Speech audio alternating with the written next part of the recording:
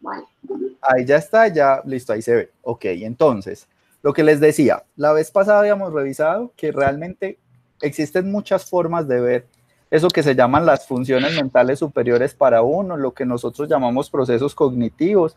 Básicamente todo eso viene de cómo desde el punto de vista de neurociencias yo voy a abordar esos dos fenómenos, el que uno llaman mente y el que otros llaman procesos cerebrales. ¿Cierto? La neurociencia lo que trató de hacer, sobre todo las neurociencias cognitivas, era, vea, yo no me voy a meter en dicotomías, yo voy a tratar de establecer modelos donde esas dos cosas conversen. Y ahí abrió un campo muy grande para ingeniería, para matemáticas, para física, para la química, porque de cierta forma ya le dio un sustrato biológico a un proceso. Y cuando uno le da sustrato biológico a un proceso, pues aparecen los procesos cognitivos como la forma de unir todo esto. Empezamos ya a definir entradas de esos sistemas y cuando ya un ingeniero, yo le digo entrada, proceso y salida, pues él ya es feliz porque puede trabajar.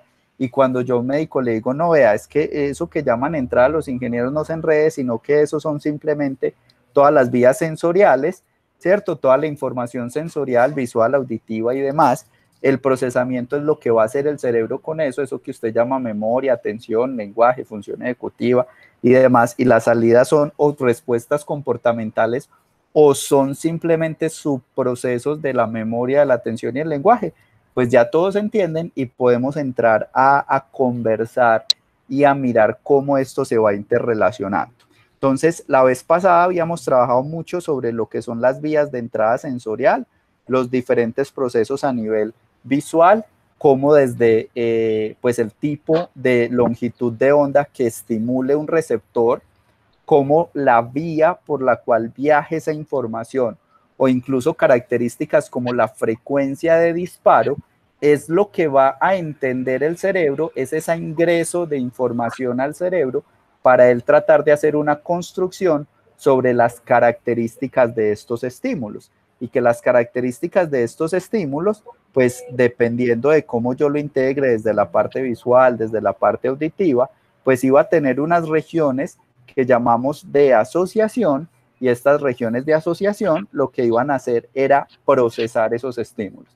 Entender las características, lo que en un computador es como esa transformación de entender ese 1-0 en características, aquí el cerebro lo hace igual, viene una información de 1-0 a través de esos diferentes vías sensoriales, de ese intercambio de iones que ocurren en las células nerviosas y las otras estructuras neurales, y él lo que hace es transformar eso en características y a través de esas mismas cambios de iones, pues va a empezar a procesar estas características.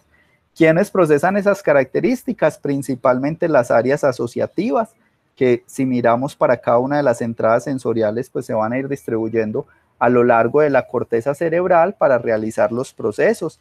Hablamos de cómo a nivel cerebral, por ejemplo, el tema de la relevancia de los estímulos, ¿cierto? Era una vía paralela, que eso era lo que se llamaba emoción, y lo vamos a ver ahorita más al contraste, ¿cierto? Pero que también teníamos otra vía en paralelo a este de la relevancia, que era el de reconocimiento de esas características sensoriales como tal, y que era lo que iba a procesar el cerebro. Habíamos dicho entonces que, por ejemplo, para el reconocimiento de rostros, el cerebro tenía unas vías específicas para reconocer las características fijas y las características variantes, y que la integración de estas era lo que nos permitía que nosotros reconociéramos caras, que nosotros reconociéramos personas e incluso en procesos más posteriores poderle dar un nombre, un sentido, poderle darle una emoción incluso, un sentido de familiaridad y poderle dar incluso características a esas caras y demás. Les decía también que si nosotros miramos, por ejemplo, a nivel cerebral en procesos, ¿cuánto dura este proceso? Decimos que solo la identificación del estímulo, la identificación de la emoción y que él pueda reconocer las características, le toma al cerebro alrededor de 120 milisegundos. Pero reconocer la cara como tal, reconocer esas características de identificación de la cara, una percepción detallada, al cerebro le toca alrededor de 170 milisegundos y todo esto lo podemos registrar con actividad cerebral. y reconocer como tal el concepto, acceder a todo eso que ahorita lo vamos a ver en lenguaje a que llamamos concepto, el cerebro le toca alrededor de 300 milisegundos y ejecutar las acciones o tomar decisiones, estamos hablando que es a partir de los 400 milisegundos. Entonces son procesos muy rápidos que si nosotros queremos empezar a mirar, ya sea desde dispositivos de realidad virtual o mirar procesos de intervención sobre los diferentes procesos cognitivos, estos tiempos juegan un papel muy importante, porque yo presentar un estímulo sobre el cual quiero ejercer un cambio o un efecto a nivel cerebral, pues tengo que tener en cuenta todas estas características perceptuales y demás para saber cómo el cerebro lo va a procesar y qué tipo de modulaciones tengo que yo hacer para poder obtener ese efecto o desenlace esperado. Decíamos entonces que una vez que yo realizo ese proceso llamado percepción, la percepción, para retomar, es esa identificación de las características básicas de los estímulos. Eso es lo que yo llamo percibir, eso es lo que yo llamo percepción, identificación de esas características. Esa es como la puerta de entrada, de cierta forma, a los otros procesos cognitivos. Luego de que yo hago esta identificación o esta percepción, yo tengo que hacer una selección de las características importantes o relevantes. Ahí hay una diferencia en esos dos términos que lo vamos a ver en función ejecutiva. Para el cerebro una cosa puede ser relevante, pero no importante, o para el cerebro algo puede ser importante, pero no relevante, ¿cierto? Y cada uno del juego de estos dos términos va a tener un impacto sobre la forma en la que yo proceso o almaceno o evoco o utilizo una información para tomar decisión. Como a nivel perceptual, nosotros estamos recibiendo tanta información. En estos momentos, Olga está recibiendo la información de la cama, está escuchando el ruido de los helicópteros por allá, procesando los datos, más la información del televisor y del computador de lo que estamos presentando. Toda esa información siempre va a ingresar a nivel perceptual a nuestro sistema nervioso, ¿cierto? Eso lo vamos a procesar. Pero nosotros tenemos otro sistema, que es este sistema atencional o el procesamiento atencional, o lo que muchos llaman atención, que lo que nos va a permitir es filtrar la información. Esta es la puerta de entrada, el filtro que yo voy a hacer de todo lo percibido para saber qué voy a procesar con más detalles y bajo qué características. Este procesamiento atencional, hace algún tiempo, un señor Posner planteaba, se puso a estudiar y él dijo, mire, este sistema tiene dos vías, una vía que llamamos anterior y una vía que llamamos posterior. La posterior está más relacionada con cosas inconscientes, con lo que nosotros hacemos de cierta forma sin darnos cuenta, el filtro que hacemos sin darnos cuenta, y un sistema anterior que es el filtro que hacemos de la información, pero este ya sí de modo consciente, es decir, dándonos cuenta. Posteriormente, Posner volvió a revisar eso y como 20 años después dijo, no, venga, esto de anterior y posterior lo podemos rebatir, y nos habla de algo de lo que son las redes atencionales. Y ya nos decía, mire, esto no es anterior y posterior, sino que yo puedo observar tres redes. Dentro del filtro de la información, yo puedo hacer tres tipos de filtros. Hay un primer filtro que es realizado por esto que llamamos la red de alerta. La red de alerta es, valga la redundancia, el que nos mantiene alerta, ¿cierto?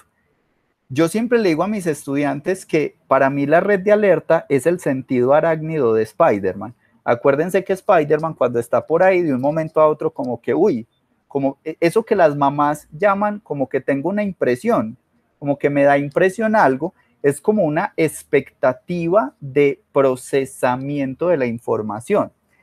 Algo como en los computadores funciona un poquito la RAM, ¿cierto? Que es como esa capacidad que yo tengo de recibir información para empezarla a procesar. La red de alerta como tal, entonces, lo que hace es eso. Está dado por un neurotransmisor que es la norepinefrina o la noradrenalina. Está centrado todo en una señal de alarma o de activación que se produce desde el locus ceruleus.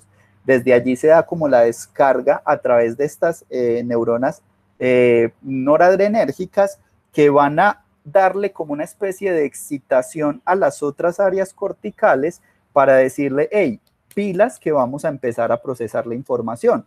Esta información varía durante el día. Si yo me levanto a las 4 de la mañana, digamos que en ese momento cuando recién me levanté, probablemente mis niveles de alerta sean muy bajitos, yo no estoy tan preparado a recibir la información, por eso me puedo chocar con la cama, por eso como que para prender la luz del baño usted manotea por todas partes, pero uno a las 10, 11, 12 10, 11 de la mañana, digamos que cuando esta red de alerta, depende de la persona obviamente, está en su mayor furor, pues yo voy a estar muy preparado para recibir información y para estarla procesando. Entonces probablemente yo ya estoy más atento a los objetos que hay a mi alrededor, el foco pues yo ya puedo dirigir el dedo, incluso el teclado yo puedo teclear más rápido porque estoy procesando más la información.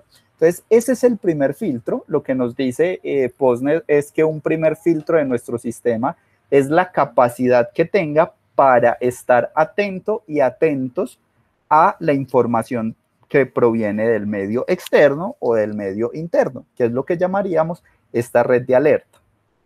Un siguiente paso del filtro, ¿cierto? Es una vez que yo recibo esa información, yo puedo tener lo que llamamos la red de orientación, y la red de orientación está enfocado en dos subsistemas, un subsistema dorsal y un subsistema ventral. El subsistema dorsal es el que participa en estrategias rápidas de control sobre la atención. Es un fenómeno que llamamos identificación. ¿Qué es esto?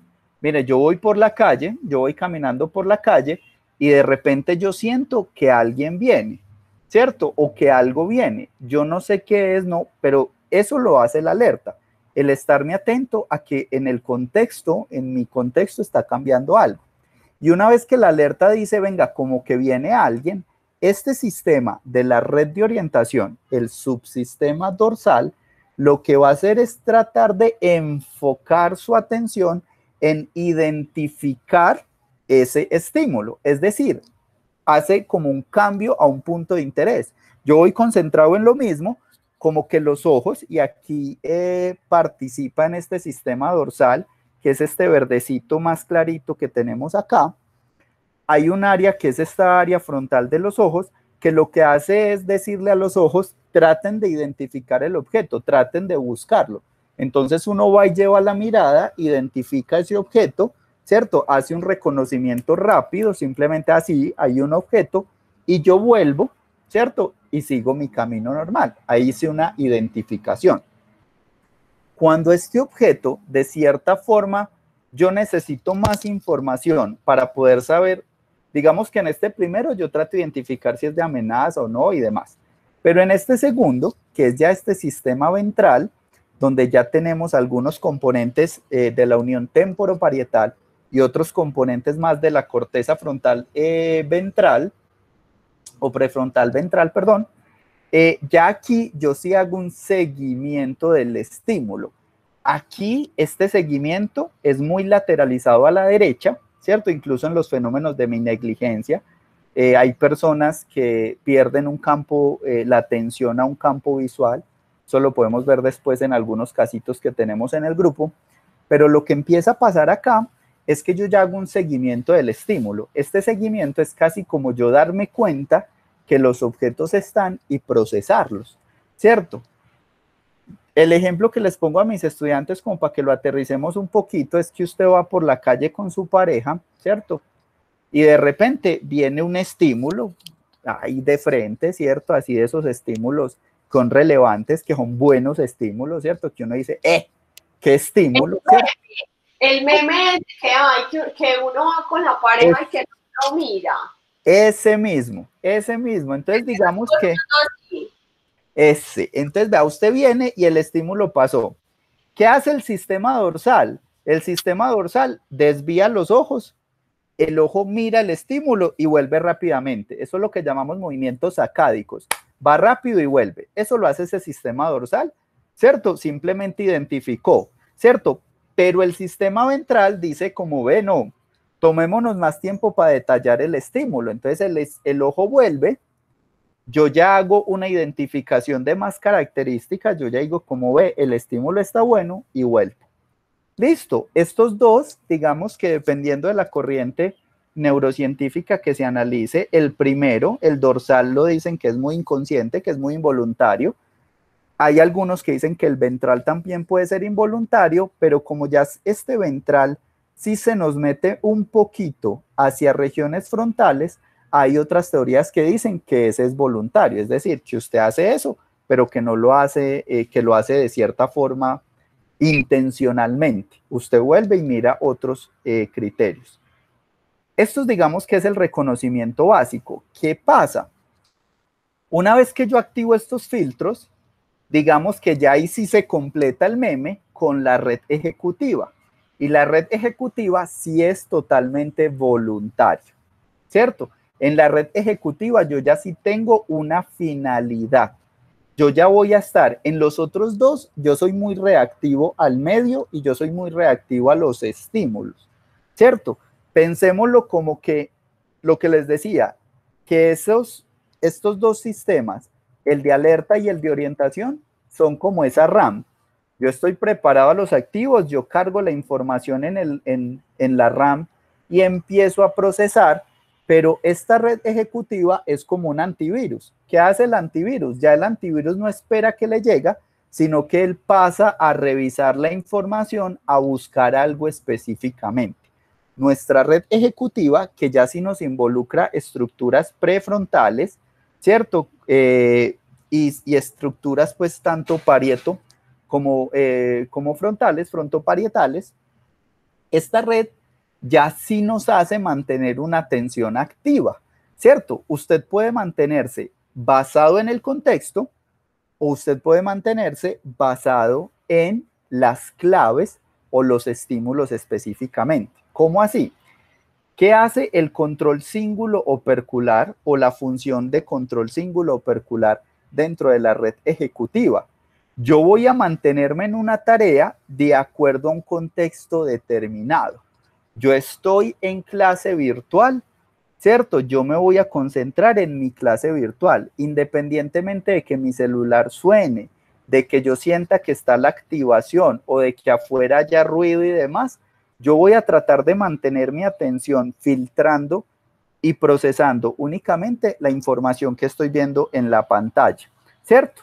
Yo me voy a mantener en un contexto determinado, es decir, clase, todo lo que proviene de esa pantalla. Diferente del control que llamamos frontoparietal. El control frontoparietal ya lo que nos dice es que dependiendo de las características del contexto, yo me voy a focalizar en uno u otro estímulo. ¿Qué es lo que pasa cuando yo voy por la calle? Yo voy por la calle, mi contexto va a estar cambiando constantemente, entonces yo voy a estar prestando atención a los estímulos dependiendo del contexto. Si yo voy a pasar la calle, pues miro el semáforo. Cuando voy por el andén, pues voy a estar pendiente no de las luces del semáforo, sino de que no venga otra persona, de que no haya un hueco, de que no haya por ahí basura o cualquier cosa con la que me pueda tropezar. Entonces, miren que aquí yo ya mantengo el filtro, yo sigo haciendo filtro de la información, decido qué procesar activamente y qué no, pero yo ya tengo una intención previa. En estos, el estímulo, el entorno me iba a dar las características, en este yo ya lo voy focalizando. Y eso me permite hacer un procesamiento de la información.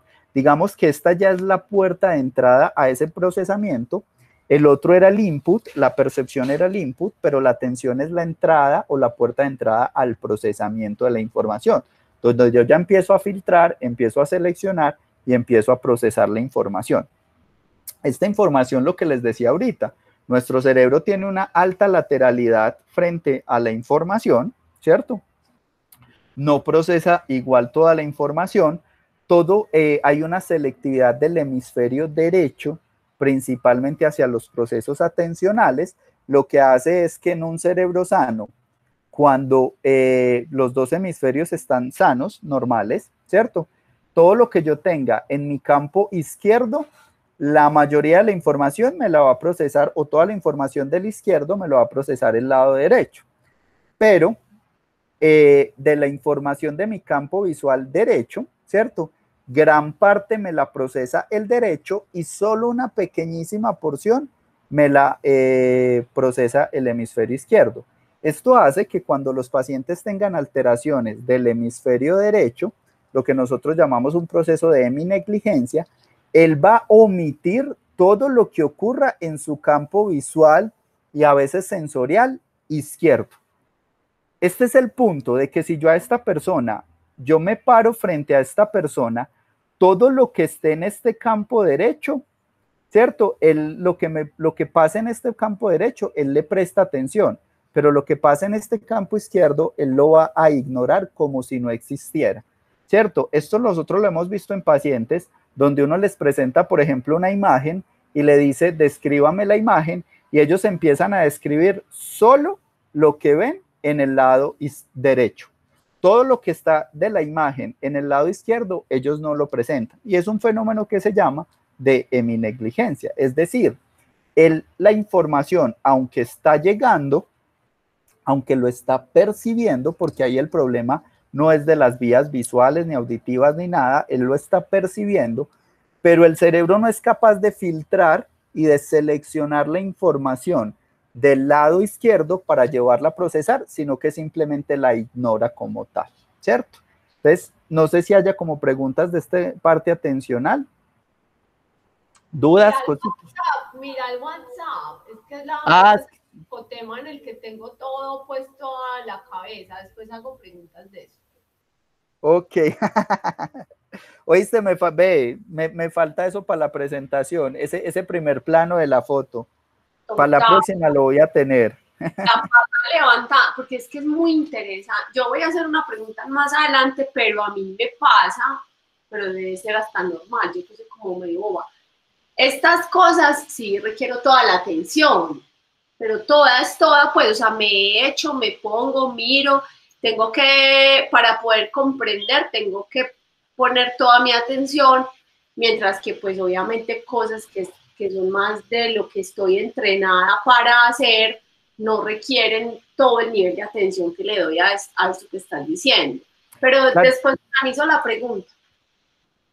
No, pero claro, mira, porque es que ¿qué es lo que pasa en eso? ¿Cierto? Digamos que cuando el cerebro ya ha precargado una información y él de cierta forma ya ha procesado muchas veces una información, pues él ya tiene unas vías, y ahí nos vamos metiendo un poquito en memoria, donde él es capaz de precargar el proceso y la respuesta. Eso hace que cuando nosotros estemos ante un tema nuevo, como yo tengo que estar adquiriendo conceptos, tengo que estarlos consolidando y tengo que estarlos integrando, pues yo tengo que poner más atención.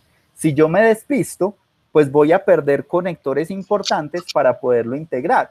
Diferente cuando es el tema de uno, porque es que las estructuras ya están relacionadas, ¿cierto? Entonces yo cuando tú me estés hablando de, qué sé yo, de procesos bayesianos, pues yo probablemente voy a tener que estar muy atento para coger todos esos términos para poderlos conectar, ¿cierto? Mientras que si yo escucho que alguien me está hablando de Alzheimer, pues ya tengo muchos de esos temas conectados. Entonces, así yo me pierda partes del discurso, con solo una palabra que yo pueda conectar, puedo hacer la inferencia de lo que acabó de pasar. Y eso es un proceso como tal cerebral, ¿cierto? Un proceso cognitivo. Mientras que en temas nuevos yo no puedo hacer esos enlaces. Ah, ya. Sí, pues porque yo no puedo, o sea, no puedo en este momento hacer otra cosa diferente. Claro, porque tienes que anclar muchos términos y muchos conceptos, y eso pasa muy típicamente. Bueno, no tengo preguntas todavía. Listo. Vamos entonces, ¿qué pasa cuando yo hago el filtro de la información? Cuando yo hago el filtro de la información para llevar a procesar, digamos que aquí ese procesamiento en paralelo del que ustedes conocen tanto es cuando más se activa. Este procesamiento en paralelo es fundamental después de que yo ya hice el filtro, porque es que la misma información o algunas características de la información yo las puedo tomar para llevar a procesos de memoria. Otras yo las puedo tomar para llevarlos a procesos de lenguaje. Otras o las mismas yo las puedo tomar para llevarlas a función ejecutiva. O yo las puedo tomar incluso para regular los mismos procesos atencionales. O incluso yo las puedo tomar para regular los mismos procesos perceptuales como tal. Hay veces que uno dice, ve, esto es tan interesante que yo lo empiezo a procesar y me concentro tanto que empiezo a omitir cosas. Algo tan sencillo, ustedes en estos momentos no saben a qué frecuencia están respirando. Quizás ya que yo les mencioné la respiración, empezaron a ser más conscientes de su proceso de respiración, pero hace 10 minutos nadie estaba pendiente de si respiraban o no. ¿Por qué? Porque estábamos filtrando la información y yo me estoy concentrando solo en algunas entradas sensoriales. Entonces, después de que yo hago el filtro, yo llevo eso hacia los diferentes procesos. Uno de esos procesos puede ser el proceso de memoria, ¿cierto? El proceso de memoria, digamos que existen en 1000 definiciones, en 1000 categorías, porque aquí nos estamos metiendo con algo y es con información. Y cuando yo hablo de información, yo la memoria la puedo clasificar o la puedo pues hacer una clasificación de acuerdo a los tipos de información que yo voy a procesar. En ese sentido, hay muchos que han clasificado la memoria, por ejemplo, a corto y largo plazo. Esa es una clasificación que a nivel fisiológico y sobre todo para procesamiento de la información tiene un problema, y es porque uno que considera corto o que considera largo plazo. Entonces, la información que yo aprendo por días la considero corto y la de años largo plazo, pero si yo una información la adquirí por 4.258 días, entonces es corto o largo. Al estar relacionado con la temporalidad, yo tengo un problema, y es que tengo que poner un límite, ¿cierto? Y tengo que poner un umbral para decir de aquí para allá es corto y de aquí para allá es largo, y a nivel fisiológico esto no ocurre. Entonces ahorita vamos a ver una clasificación fisiológica que trata de integrar eso de corto y largo plazo, no en función de tiempo, sino en función de un proceso fisiológico que me permite entender mejor la relación de procesos como tal. Entonces, estos de corto y largo plazo, esto ha ido mejorando y se ha ido perfeccionando. Se dice que la de largo plazo incluso yo la puedo evaluar como memoria declarativa o explícita, también no declarativa o implícita. Antes se creía que la implícita, uno siempre le ponía en el ejemplo, es como montar en bicicleta, son actos motores, pero hoy en día sabemos que más allá que solo actos motores, hay algunos actos cognitivos o unos procesos cognitivos que antes se consideraban explícitos, pero que hoy sabemos que hacen parte de esta memoria no declarativa o implícita. Por ejemplo, si yo a un médico le pongo a hacer una tabla de multiplicar, o yo le pongo a hacer una operación matemática, pues probablemente él tenga que recurrir a muchas características declarativas para hacer ese proceso, es decir, no lo va a hacer tan fácil. Pero si yo se lo pongo a Olga o a alguno de sus estudiantes de matemática, pues para ellos eso va a ser automático. Ese automático hace parte de esta memoria implícita. Es una memoria que yo no tengo que perfeccionar, es una memoria que yo perfecciono, pero que yo ejecuto automáticamente. Mientras que si yo me pongo la tarea de hacer un diagnóstico, de decirle a un estudiante, ve, llegó un paciente y este paciente tiene dolor y es un estudiante de medicina, ellos implícitamente, automáticamente, van a poder hacer procesos cognitivos que lleven a explorar ese dolor. Pero entonces, ¿cuándo le empezó el dolor? ¿Cómo le empezó? ¿Dónde se le irradia? ¿Cómo le comienza? ¿Qué se lo aumenta? ¿Qué se lo disminuye? Esas son características que, si bien son conceptos explícitos, realmente ellos los hacen automáticos y no lo tienen que pensar mucho. El estudiante de matemáticas lo puede hacer, probablemente. El ingeniero lo puede hacer, probablemente. Pero ellos necesitarán de procedimientos explícitos, declarativos, para poder llegar a esa asociación, mientras que el de medicina lo puede hacer desde el punto de vista implícito. Entonces, la memoria implícita habla de algunas características. Ahí se habla de la memoria procedimental, que es la capacidad o la habilidad para yo ejercer ciertos procesos cognitivos o motores, todo lo que son los sistemas de representación perceptual. Ahí hablamos de lo que es el priming. El priming es esa habilidad de que, aunque yo no tenga todos los elementos de un estímulo, yo igual puedo identificar o reconocer ese estímulo como tal. Piensen que, pues, cuando uno reconoce una persona, o cuando uno ve una persona, pues tú la ves un día y al otro día la ves con otra ropa, probablemente con otro peinado, si es mujer con otro maquillaje, otras características, gafas o no, y aunque no todos los elementos son los mismos de cómo yo conocí a esa persona, yo sí puedo inferir por ciertas características puntuales que es esa persona, que eso es lo que llamamos el priming, ¿cierto? Y otros tipos de aprendizajes o otro tipo de conocimientos, digamos, como la familiaridad. La familiaridad es esa capacidad que, aunque yo no sepa de algo, yo no sepa, pueda nombrar exactamente algo, yo sí me acuerdo de ya haberlo estado expuesto o de conocerlo. Ejemplo clásico, usted va por la calle caminando, ¿cierto? Y usted ve una persona y usted dice, ay, yo esta persona la conozco. Ay, yo no sé cómo se llama, yo no sé quién es, ay, pero yo la conozco. Yo sé que la conozco, en algún momento la he visto, me he acordado y demás. Eso es lo que llamamos el fenómeno de familiaridad de los estímulos, ¿cierto?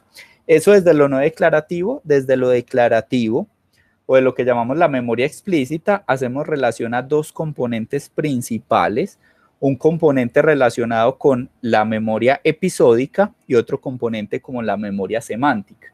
Ya que los dos son ingenieros, ya que los dos son de programación, pues lo voy a hablar con el Python. Creo que el Python también lo tiene, yo lo pongo desde el MATLAB, pero cuando uno habla el MATLAB, ¿cierto? O el Python, cualquiera de estos programas de programación o que nos sirven para programar, yo tengo unos comandos, ¿cierto? Esos comandos tienen un sentido y cada uno de esos comandos tienen una característica. Esos comandos o esas características es lo que nosotros llamamos la memoria semántica. Eso es lo que a nivel de memoria y a nivel de lenguaje llamamos los conceptos. Mamá, papá, mi papá, son palabras que tienen unas características o son conceptos que tienen unas características, ¿cierto? Entonces, lo mismo tenemos en los lenguajes de programación. Yo tengo unos comandos, esos comandos representan unas características, incluso yo puedo asociar comandos. Camisa roja, el concepto rojo, el concepto camisa, yo los puedo asociar y a partir de la asociación de esos dos comandos, yo voy a generar un nuevo concepto, ¿cierto? Que es como la construcción, que eso lo hace muy bien el alemán con las palabras, ¿cierto? En la combinación y en la creación de esos nuevos conceptos, y lo mismo pasa en los lenguajes de programación. Yo esos conceptos, si yo pongo el comando 1 punto, el comando 2, ahí me puede generar una nueva característica o una nueva función que parte de las características de esos dos comandos, ¿cierto? Eso es lo que llamamos la memoria semántica, la memoria de los conceptos. Y el otro es lo que llamamos la memoria episódica, que es la memoria de los eventos, que en estos mismos lenguajes de programación es el historial, ¿cierto? Cuando yo utilicé un comando, cuando yo le agregué al programa un comando nuevo, cuando yo aprendí un comando nuevo, ¿cierto? Eso es lo que es la memoria episódica. Cuando yo evoqué, cuando yo aprendí, cuando yo generé un concepto nuevo. Miren que esto es tan bonito que los niños, lo primero que uno empieza a desarrollar es la memoria semántica. Y uno empieza a aprender y a aprender conceptos. Y por eso los niños todo el tiempo es, ¿y qué es esto? ¿Y qué es esto? ¿Y qué es esto? ¿Y qué es esto? ¿Y qué es esto? ¿Cierto? Todo el tiempo es, ¿qué es esto? ¿Qué es esto? ¿Qué es esto? ¿Qué estamos haciendo? Adquiriendo conceptos. Cuando yo ya tengo una suficiente carga de conceptos, y mire que uno cuando empieza lenguajes de programación, usted les empieza a enseñar a sus estudiantes, este comando es este sirve para esto, este sirve para esto, conceptos. Cuando yo ya tengo un suficiente bagaje de conceptos, yo ya empiezo a establecer relaciones, ¿cierto? Y esas relaciones yo empiezo a establecerla y entonces, ¿para qué es esto? ¿Y por qué sirve esto? ¿Y para qué? ¿Cierto? Y ahí viene el por qué, y por qué, y por qué, y por qué. ¿Qué están estableciendo los niños? De esa memoria semántica, establecer relaciones y establecer relaciones. Pero en los niños ocurre un fenómeno muy clásico y es que la memoria episódica se empieza a desarrollar un poquito más tarde. Por eso es que el niño usted le pregunta, ¿y cómo te fue? ¿Y cuándo vas a jugar en la escuela? ¿O cuándo te enseñaron en la escuela a contar? Y el niño le dice, mañana. ¿Por qué mañana? Porque él todavía no tiene una relación de temporalidad. Esa relación de temporalidad nos lo da la memoria episódica. La memoria episódica lo que está haciendo es guardar en nuestro cerebro en qué momento del tiempo o en qué momento de la vida yo evoqué, yo almacené, yo aprendí, yo generé o yo trabajé con un concepto. El historial del MATLAB. A las 10:05 usted puso CLC. A las 10:06 usted puso exit. A la otra usted llamó una variable y le mostró el resultado de la variable. Eso es lo que llamamos la memoria episódica. En la enfermedad de Alzheimer, digamos que a nivel de procesos degenerativos, es una regresión como tal de todo lo que es la escala del neurodesarrollo. Es decir, si usted coge un niño y evalúa las habilidades que él va aprendiendo a lo largo de la vida, ¿cierto? Toda esa fase que llamamos neurodesarrollo, y usted coge un paciente con enfermedad de Alzheimer, él lo que va a hacer es, desde lo último que aprendió hasta lo primero, lo va a ir perdiendo. Por eso ellos empiezan a perder primero esta memoria episódica. Ellos empiezan a perder el sentido de cómo va pasando el tiempo. Por eso estos pacientes no se acuerdan que ya desayunaron, porque es que usted les sirve la arepa, ellos saben que es una arepa, saben que es para comer, pero se la comieron y su cerebro no guardó ese último proceso. Es como cuando uno está haciendo la presentación de PowerPoint o está escribiendo la tesis o está escribiendo el artículo, usted se pone a escribir y no le dio guardar automáticamente a ese Word, ¿cierto? Y resulta que él iba guardando, pero llegó un momento, ¿cierto? Usted iba guardando, pero llegó un momento que se le olvidó guardar, se apagó el computador, ¿cierto? ¿Qué pasó ahí? Perdió todo lo que no había guardado. Eso le pasa a los pacientes con enfermedad de Alzheimer, que esa opción de guardar ya está alterada. ¿Pero guardar qué? El paso del tiempo, ¿cierto? Entonces ellos empiezan a perder la memoria episódica y luego se van devolviendo y finalmente terminan perdiendo los conceptos, terminan olvidando, ¿cierto? Con respecto a la memoria, hay diferentes estructuras cerebrales relacionadas con eso, todo lo que es el lóbulo temporal medial, donde está la corteza renal, parahipocampal y el hipocampo. Antes se le daba mucha importancia al hipocampo en memoria, hoy sabemos que el hipocampo es uno de los elementos, el hipocampo es el que se encarga de hacer ese almacenamiento, el hipocampo es el que se encarga de hacer esa evocación de elementos recientes, pero sobre todo el almacenamiento y mantener temporalmente la información, pero posteriormente, y ahí entra también la corteza prefrontal y algunas estructuras subcorticales, estas participan en la evocación de la información. ¿Cómo es esto a nivel de circuito? ¿Cierto? Miren, es esto que tenemos acá. Aquí están las diferentes estructuras. Esto es lo que llamamos un circuito reverberante, es decir, los estímulos van a llegar a partir de las diferentes áreas de asociación, se van a distribuir a dos cortezas, la corteza parahipocampal y la corteza perirrinal. Estos estímulos aquí, digamos que van a empezar este circuito reverberante, corteza entorrinal, hipocampo con cada una de sus capas, sea 1, sea 3, subículo y girodentada. Esto empieza a hacer un ciclo, a reverberar, a dar vueltas dentro de este proceso. Y este esquema de neuronas activándose es lo que nos mantiene activa la información, ¿cierto? Esto cómo lo podemos ver en los sistemas de memoria. Lo que les decía ahorita, nosotros tenemos una información, ¿cierto? Va a ser captada a través de los órganos sensoriales. Aquí vamos a tener un primer proceso, que es lo que podemos llamar memoria sensorial. Esta memoria sensorial está muy relacionada con la parte perceptual. Si yo tengo un estímulo, ¿cierto? Que va a ir hacia los procesos de memoria. Cuando ese estímulo está a nivel perceptual, yo lo puedo llamar memoria sensorial.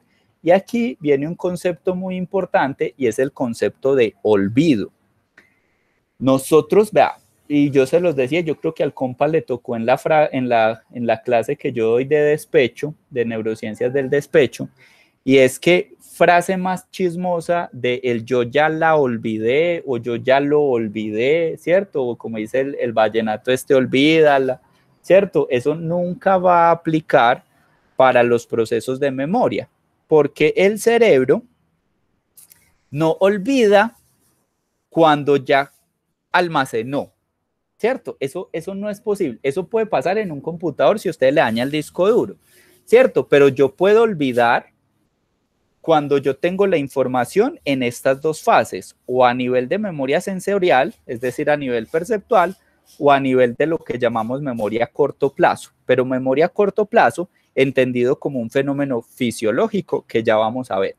Para que se presente olvido, después de que la memoria ya pasó a esto que llamamos memoria a largo plazo o a esto que llamamos ya memoria consolidada, para que esto se pueda llamar olvido, ahí tiene que haber un fenómeno de muerte neuronal o un fenómeno neurodegenerativo. Si eso no ocurre, yo no olvido. Entonces ese cuento de que usted tuvo una relación durante 5 años de esas tóxicas, la relación se acabó, usted consiguió otra relación y que ya olvidé, no, pelado, olvídese, porque ese ya la o ya lo olvidé está haciendo relación a un concepto en su memoria que denota una persona. Y si ese concepto se está activando y se está evocando, ¿qué quiere decir eso? Que usted no ha olvidado. Puede que no recuerde, puede que no evoque, sí. Puede que no lo traiga consciente, sí, pero allá está en ese rincón oscuro de su pasado, sigue guardadito, sigue almacenado y muy probablemente muchas cosas pueden hacer que usted lo evoque ocasionalmente. Entonces, esos sistemas de... Dime. Carlos, yo tengo un doctorado en quedar bien con mis ex. Sí. Para tener que ahorrar. Te ahorras entonces ese. Sí, me ahorro ese proceso cognitivo. Yo quedo bien con todo el mundo y ya todos seguimos muy felices. Y ya sale, sí, total, felices los 7. Felices, uy, sí, un combo importante. No, es que eso uno lo que dice, uno a nivel amoroso va almacenando conceptos, ya, ¿cierto? Ya. Y los conceptos tendrán una temporalidad de uso y frecuencia. Las palabras en lenguaje, uno las clasifica de acuerdo al uso y su frecuencia, ¿cierto? Digamos que los ex o los conceptos de uno los puede clasificar también de acuerdo a uso y frecuencia. Usted tiene el concepto, pero lo tiene por allá y nunca lo usa, ¿cierto? Eso es válido, es válido. ¿Qué pasa entonces con esta información sensorial? Esta información sensorial entonces, yo la voy a llevar o ingresa inicialmente a este sistema. Esto es como similar a yo cargar un archivo en RAM. Yo utilizo mucho el ejemplo de RAM porque solo conozco de los computadores el RAM. La ROM ya no me acuerdo casi de esa, pero conozco el RAM, el disco duro. Entonces, esas son las asociaciones que siempre utilizo. Entonces, digamos que la información yo la puse en mi USB, ¿cierto? Esa es la entrada sensorial, dispositivo de entrada, y yo lo cargo en este sistema que llamamos de corto plazo, que es exactamente el mismo que tenemos acá con el hipocampo, la corteza entorrinal y la perirrinal. Yo llevo la información acá y yo puedo trabajar con esta información. Yo aquí puedo modificar la información, yo puedo tener el archivo, cargarlo, trabajar con él, procesar con él, hacerle los cambios que necesite y cuando ya no necesito más esta información, yo la puedo eliminar, ¿cierto? Que es el fenómeno que hablamos aquí de olvido. Aquí el olvido era a que yo puse la USB y de los 30 archivos de mi USB solo tomé uno, de cierta forma yo olvidé los otros 29 y cuando yo abrí este archivo y lo cargué a RAM, pues yo lo estoy procesando y yo estoy trabajando con él, pero después de que yo hice las modificaciones necesarias, hay unas modificaciones que yo no necesito guardar, ¿cierto? Esas modificaciones yo las puedo olvidar, que es lo que llamamos el fenómeno de sobreescribir con nueva información. A nosotros nos tocó, a mis estudiantes no les puedo poner este ejemplo porque yo sé que a ellos no les aplica, y si son como mi sobrino menos, pero a nosotros nos tocó hacer mandados. Y usted, ¿qué es la memoria a corto plazo? El mandado. Usted estaba viendo Supercampeones, Caballeros, Padres e Hijos, cualquiera de esas series, y llegaba su mamá y le decía, me hace el favor y va a la tienda y me trae tal cosa, ¿cierto? Y le daba una lista de ingredientes que usted tenía que captar, interiorizar y usted estar procesando en su cabeza. Usted se tenía que aprender la lista, pues, porque la va a usar toda la vida. No, eso le iba a servir un momento determinado del tiempo. Entonces usted se lo aprende, ¿cierto? Usted lo tenía ahí, tenía esa información. Siempre como buena mamá, cuando usted iba camino a la tienda, ella salía al balcón y le gritaba, ve, ya no me traigas leche, sino que me traes 5 huevos. Entonces usted tenía que tomar esta información, borrar el elemento que ya no necesita, sobreescribirlo, mantener esa información, ir a la tienda, comprar los productos y devolverse y entregarlos. Una vez que usted los entregó, usted cumplió el mandado, ¿cierto? Ya esa información usted la va a llevar a consolidar para toda su vida y decir el 20 de julio del 2017 mi mamá me pidió esto. No, usted ya no necesitaba eso, usted olvidaba, ¿cierto? ¿Quién se encarga de hacer esto? Este hipocampo.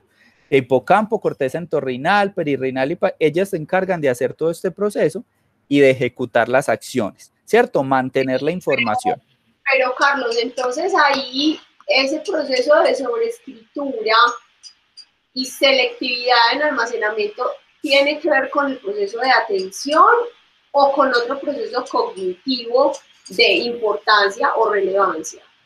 Hay digamos que hay tres componentes que van a determinar que la información pase de acá, de memoria a corto plazo. Yo estoy asumiendo que ustedes ven mi flechita del cursor. ¿Ustedes sí la están viendo? Sí. Ah, bueno, yo estaba asumiendo.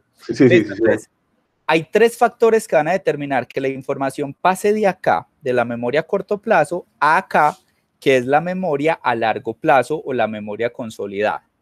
Primer factor, la repetición. Por eso uno le dice a los estudiantes, lea el tema antes de la clase, ponga atención en la clase, ¿cierto? La atención garantiza que más información llegue acá.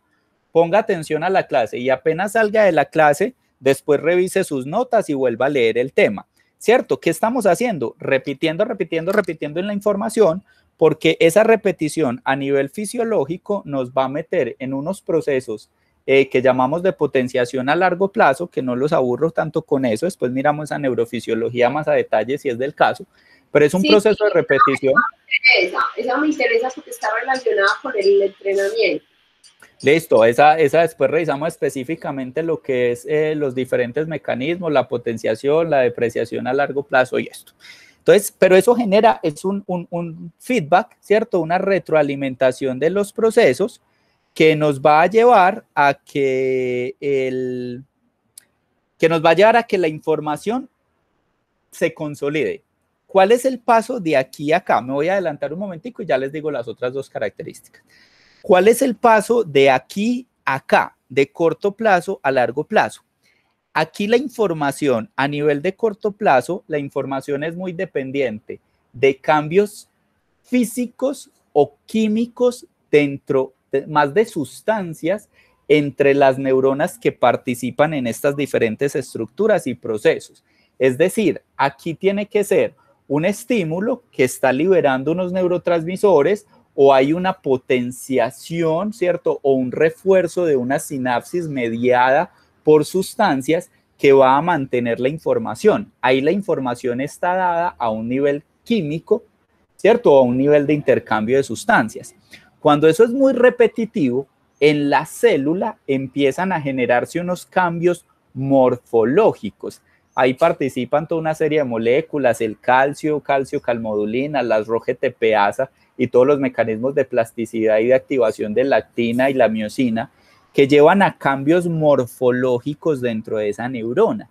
Y esos cambios morfológicos se van a representar en una ampliación de la espina dendrítica, ¿cierto? Una ampliación de esas neuronas para recibir información, generación de nuevas espinas dendríticas o generación de nuevas conexiones. Entonces miren que yo aquí la información ya no depende tanto de ese enlace químico, sino que yo ya tengo de cierta forma, un cambio morfológico. Yo ya consolido lo que llamamos una huella de memoria, que es un cambio morfológico en esas estructuras neurales que favorecen la transmisión de la información. Es decir, yo ya consolidé la información.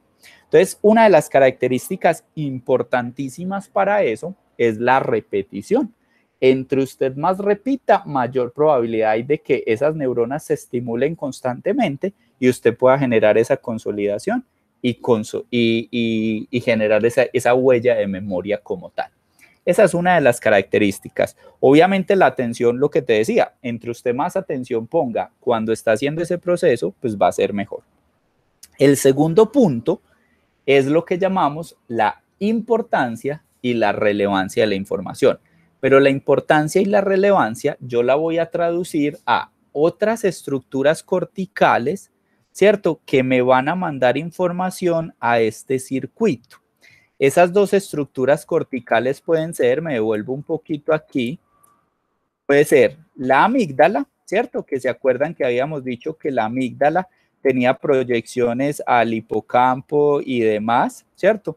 La amígdala puede generar proyecciones hacia estas áreas, perdón, hacia este circuito, y lo que hace la amígdala es el componente que llamamos emocional o el componente de relevancia, que le dice a este circuito, pilas que esa información es relevante, entonces manténgamelo ahí, lo que llaman los procesadores en segundo plano, ¿cierto? La información estaba, yo la utilicé, entonces yo iba por la calle y yo vi, no sé, escuché una canción y me pareció chévere. Esa canción para mí es relevante porque me pareció chévere, o vi una situación que me disgustó, para mí es relevante. Puede que durante el día yo no siga procesando esa información activamente, pero sí la dejé en segundo plano, y cuando uno llega a la casa y dice, ve, hoy escuché una canción súper buena y decía esto y decía esto, yo la llevé a segundo plano y la amígdala, desde la motivación, mandaba proyecciones y le decía al hipocampo, manténgame eso, manténgame eso. Como está generando también un fenómeno de repetición, ¿cierto? O de un estímulo muy importante, puede favorecer a que eso pase a largo plazo. Ahí es cuando yo les digo a los estudiantes, pilas muchachos, uno tiene que estudiar las cosas en la vida que le gustan, que lo apasionan, que lo motivan, porque esas las puede consolidar más fácil, ¿cierto? Si bien los estímulos negativos, la aversión y las cosas amenazantes también pueden favorecer ese proceso y hacer que se consoliden fácilmente, digamos que en aprendizaje, en cosas que el cerebro puede olvidar o no, pues participa más es lo positivo que lo negativo. Entonces, ese es el segundo componente, la motivación, ¿cierto? La relevancia de la información. Y el otro es la importancia de la información. Y la importancia de la información nos lo da es la corteza prefrontal, que es lo que ahorita vamos a ver como función ejecutiva. ¿Por qué? Porque es que cuando yo estoy estudiando, qué sé yo, álgebra lineal, puede que para el estudiante ese no sea el tema que lo apasiona. Ese tema no es, pero sí es importante adquirir esos conceptos porque tiene un parcial. Entonces uno dice, ay, qué jartera este tema, pero no me toca estudiarlo porque si bien la carrera a mí me motiva, este tema puede que no, pero yo necesito guardar esa información y yo la puedo consolidar. Aquí ya no participa la amígdala, sino que participa la corteza prefrontal y nos ayuda en ese proceso. Entonces esas son las tres características fundamentales que facilitan que la información pase de acá, de una información a corto plazo o una información química, a una información a largo plazo, que ya es una información asociada a cambios morfológicos de estas estructuras neurales. ¿Queda claro ese concepto? Está ladrilludo, hermano, pero puedo explicarme bien. No, después si quieren, o sea, como les decía, aquí yo quería darles como el brochazo grande de cada uno de los procesos cognitivos para que entendamos cómo se relacionan. Listo, y lo que yo les decía, cuando nosotros queremos trabajar en cada uno de ellos, por eso yo les digo y les insisto tanto a los pelados de ingeniería y de medicina, venga, conozcamos muy bien cada proceso, lo que implica porque casi que uno se debe centrar en un proceso muy específico. Por eso cuando a mí me dicen, es que yo voy a hacer un sistema de estimulación para la atención, a mí de entrada me dice, no, mono, usted no sabe de qué está hablando, porque es que la atención tiene 3 redes y si yo lo miro a nivel de subprocesos, yo puedo tener 50 subprocesos diferentes.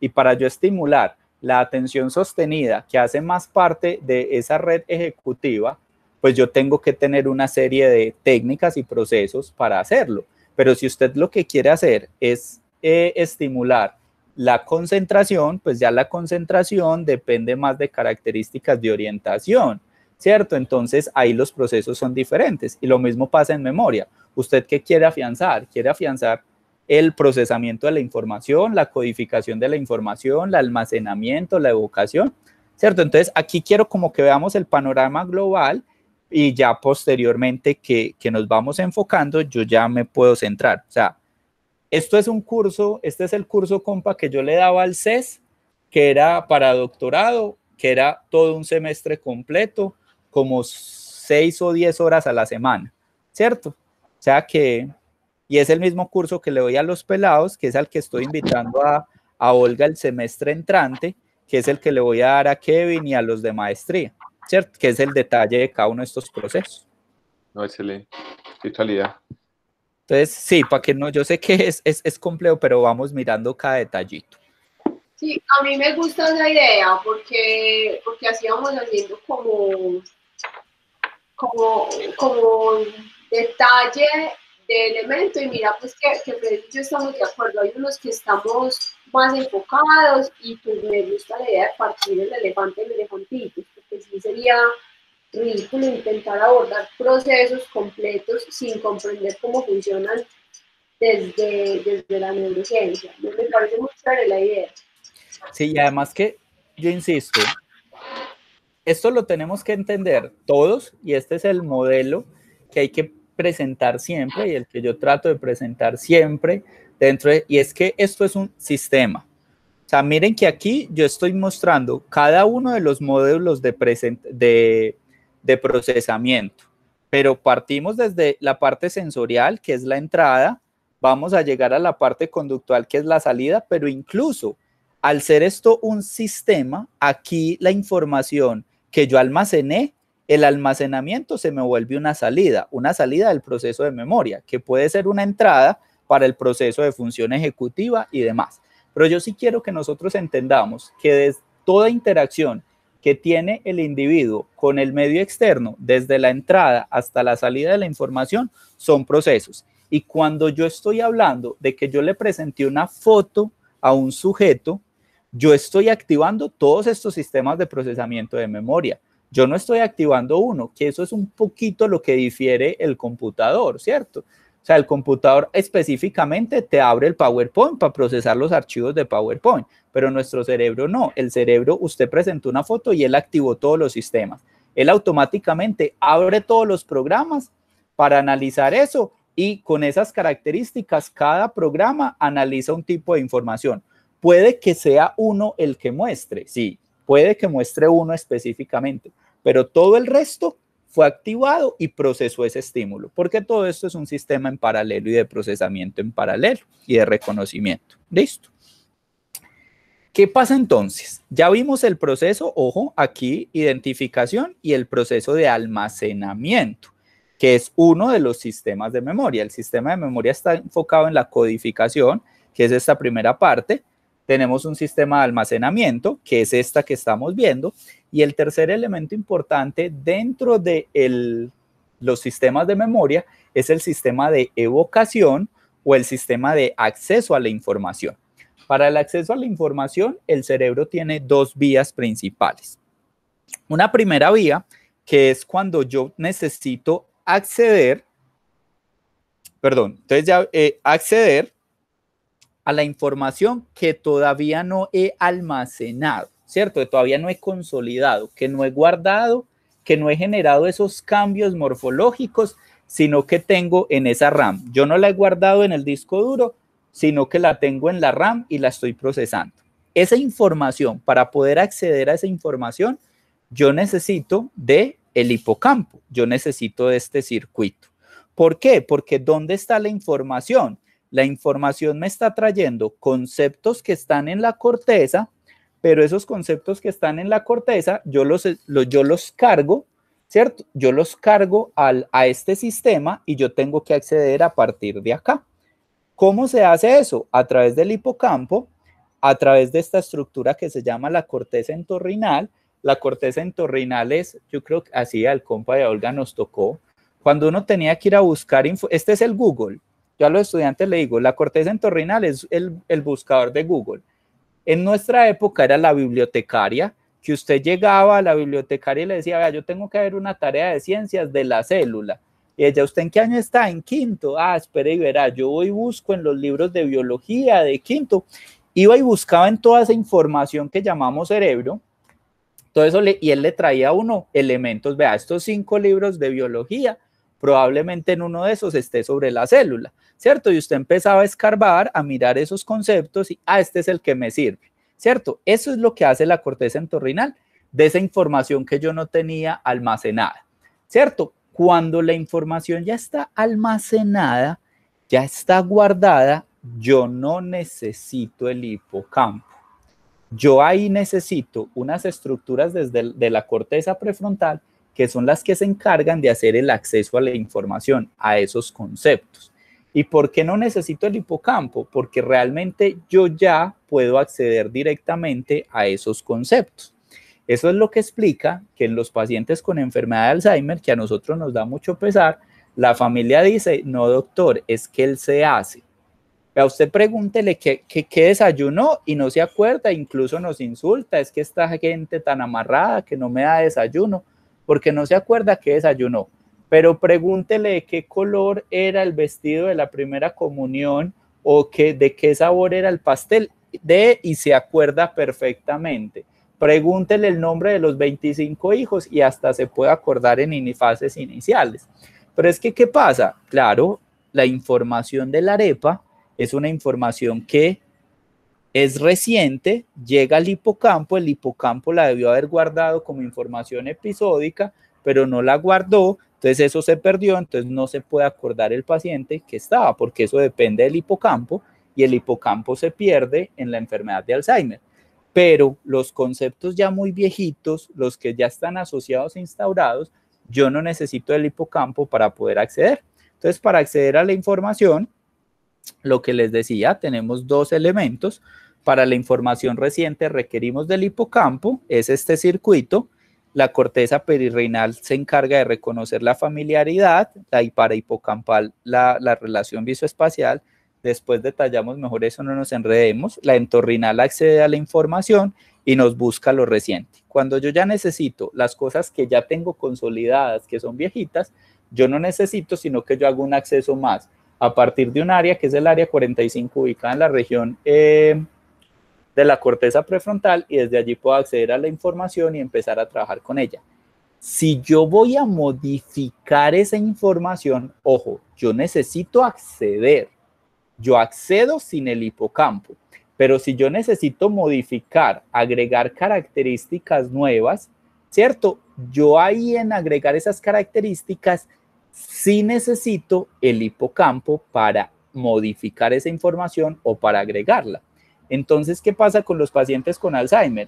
Ellos pueden ver al hijo, reconocen al hijo, saben qué es, hablan con él, porque es un concepto ya consolidado, la cara, listo, aunque eso después lo van perdiendo, pero inicialmente se puede. Y después de que lo reconocieron, esa información interactuaron con él, pero necesitan que el hipocampo cargue esa información y guarde esa huella episódica, es decir, guarde que hace una horita ella estuvo hablando con su hijo. Como el hipocampo está malo y no lo guarda, el paciente no se acuerda que habló con el hijo, aunque lo haya reconocido en ese momento. ¿Listo? ¿Sí queda más o menos claro este fenómeno? Es clarísimo. ¿Cuándo llega el resonador? Porque tengo varios hipocampos que mirar en imágenes por estos lares. El resonador nos debe estar llegando en febrero, si curaduría no se nos demora más. Pero yo creo que ya febrero, marzo estamos listos con resonador. Por aquí somos como 6 para mirar el hipocampo. Y hay muchos estudios muy chéveres sobre toda la parte morfométrica, ya han avanzado, hay varios protocolos para ver incluso secciones de hipocampo con resonancia. Ahí tenemos mucho para hacer y muchos modelos para montar. Espérate y veréis. Bueno, entonces, siguiendo con los conceptos, ya nos falta poquito, ya solo nos falta lenguaje y función ejecutiva. Esos son 7 diapositivas. Yo no tengo afán. Bueno, lenguaje. ¿Qué pasa? Una vez que yo he adquirido los conceptos, lo que les decía ahorita, una vez que yo he adquirido los conceptos, yo puedo empezar a integrar esos conceptos. E integrar esos conceptos yo lo puedo hacer desde las características de los conceptos. Nuestro cerebro almacena conceptos y relaciones entre conceptos, que eso es lo que llamamos características o que es lo que podríamos llamar el componente semántico del lenguaje. Por ejemplo, cuando yo digo mamá, pues mamá puede tener diferentes características, ¿cierto? Pues mamá va anclado a un sentimiento, mamá va anclado a la cara de mi mamá, mamá va anclado a recuerdos que yo tengo con mi mamá y así yo voy construyendo esto. Esas asociaciones son los componentes que llamamos semánticos del lenguaje. Nuestro cerebro almacena la información, yo creo que lo tengo, no puse esa, bueno. Nuestro cerebro almacena la información por campos semánticos. ¿Cómo sabemos eso? Mire, si a usted una persona le dice, venga, hagamos el ejemplo. Olga, en 10 segunditos, dime todos los animales que conozcas. Todos, dale. Perro, gato, jirafa, mariposa, oso, ya nomás, hormiga. Listo, vamos aquí. Los dos primeros que dijiste fue perro y gato. ¿Qué común tienen un perro y un gato? Nada, pero es por familiaridad. No es ni siquiera familiar, claro, son animales domésticos. Domésticos, sí. Exacto, y la usabilidad. Entonces, ¿qué hizo tu cerebro cuando yo te dije animales? ¿Usted por qué no me dijo rosa? Ay. Porque la rosa no es un animal, ¿cierto? Y puede que yo tenga un perrito que se llame, o una perrita que llame Rosa, pero como a mí me están preguntando por animales, lo que hace el cerebro es que él entra al módulo de conceptos animales, ¿cierto? Y él me va a evocar y me va a traer solo los conceptos que estén anclados a ese hub o a ese núcleo que se llama animales. Entonces él empieza a traer información, se va por el camino del perro, ¿cierto? Ahí se metió en el de animales domésticos y busca qué hay por ahí cerquita. Y vea, está el perro y está el gato. Listo. Y de ahí... La jirafa. Resulta que a mí me gustan mucho las jirafas, ¿cierto? O resulta que yo tengo en mi casa algún elemento de jirafa, entonces por esa conexión de doméstico yo me voy hacia la jirafa. Pero mira que tú pasaste a la jirafa y seguiste por conexión de animales salvajes, ¿cierto? Y después de que estuviste en animales salvajes, cuando dijiste el oso, ahí vamos con relaciones fonéticas y yo saco la hormiga. ¿Sí me entienden el proceso? El cerebro está almacenado dentro de esa información y yo lo empiezo a ubicar dentro de esos núcleos o esos bloques temáticos de conceptos. ¿Listo? Eso es la forma digamos, de la forma en la cual el sistema de memoria se comunica con el del lenguaje. Hay una estructura que es el polo temporal frontal, es decir, una estructura aquí, ahorita la vemos aquí, mírenla acá, ¿cierto? Este es el lóbulo temporal. A nivel del polo frontal, aquí en toda esta puntica, es lo que se denomina el centro de acceso a los conceptos. Se dice que ahí es que podemos acceder a los conceptos. De hecho, los pacientes con demencia frontotemporal, un tipo de demencia, ¿cierto? Como el Alzheimer, que ellos se caracteriza es porque el principal déficit es en la memoria, es un déficit del lenguaje. Ellos es lo que se llama la demencia semántica, ¿cierto? Estos pacientes con demencia frontotemporal, variante semántica o demencia semántica, pierden las palabras, pierden la capacidad de dar las palabras o las definiciones de las palabras y la principal atrofia está en este lobo. Entonces, eso en cuanto al acceso de la información. El lenguaje tiene otros diferentes dominios. Digamos que podemos clasificar esto en dos funciones grandes, uno que es la comprensión del lenguaje y otro que es la expresión del lenguaje. La expresión del lenguaje tiene muchas características, como es la prosodia, como es la fluidez.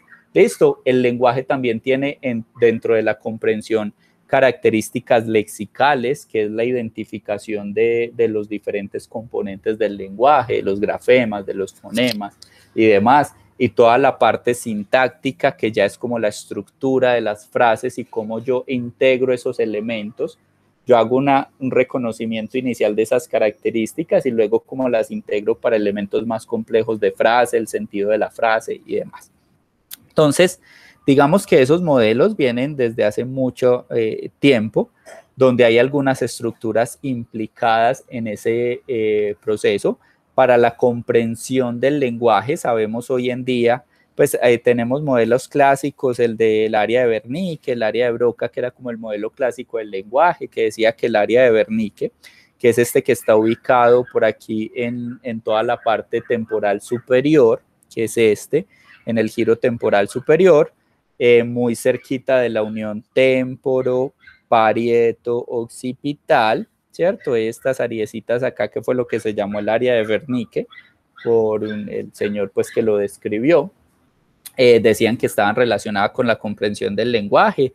También Paul Broca, que fue uno de los primeros que estudió la parte del lenguaje, describió aquí a nivel del lóbulo frontal, muy por la parte inferior de la cisura central, aquí en esta región que llamamos el área de Broca, ¿cierto? Que ya hoy sabemos que eso se amplió un poquito más, pero el área de Broca era el relacionado con la producción. Wernicke descubrió o describió un paciente que él hablaba mucho, pero el discurso no era coherente. Entonces él empezaba a hablar del clima y terminaba hablando de buses y después seguía hablando por allá de música, porque él podía producir el lenguaje, pero no era capaz de comprenderlo. Mientras que Broca describió una paciente que llamaban el paciente TAN, porque este paciente entendía muy bien lo que le decían, pero no era capaz de producir un lenguaje. De hecho, solo era capaz de decir la palabra TAN, y todo el lenguaje era tan, tan, tan, tan, tan. Nosotros tuvimos una paciente similar, unas características por un accidente cerebrovascular, que la llamábamos la paciente torta, porque solo decía torta, torta, torta, torta, torta, torta, y ella hablaba incluso en la escritura, digamos que no tenía una adecuada escritura, ¿cierto? Entonces, esos fueron los que llamamos el centro de producción del lenguaje, que era el área de Broca. Estudios posteriores han descubierto que realmente para la producción del lenguaje hay otras estructuras, incluso Broca ya ha sido dividido. Miren, aquí les decía el área 45, anterior y posterior, el área 44. Estas estructuras ya incluso se relacionan con procesos de acceso semántico, de acceso a los conceptos, y también unas áreas de esta área 6, que es el área premotora, que se relaciona mucho con la preparación y la estructuración del lenguaje o de la secuencia de fonemas y de grafemas para la producción lingüística como tal.